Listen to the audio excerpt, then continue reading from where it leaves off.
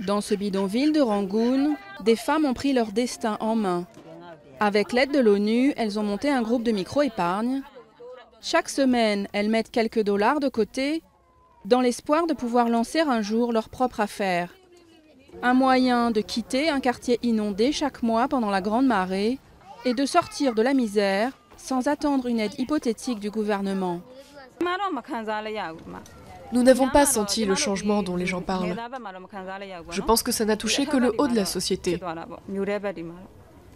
Le gouvernement a multiplié les réformes depuis 1 an et demi, mais officiellement, un quart des Birmans vit toujours en dessous du seuil de pauvreté et leurs conditions de vie ne se sont pas améliorées.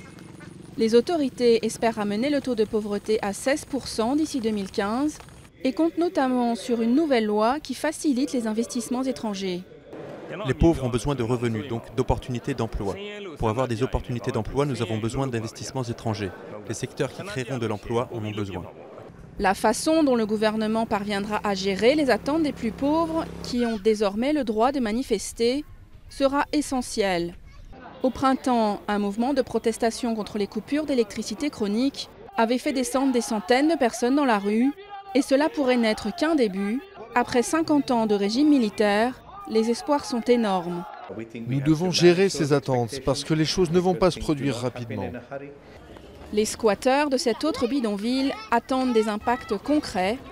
Eux se battent pour survivre, dans la peur permanente d'être expulsés, bien loin de l'euphorie des réformes telles qu'elles sont présentées au sommet du pouvoir.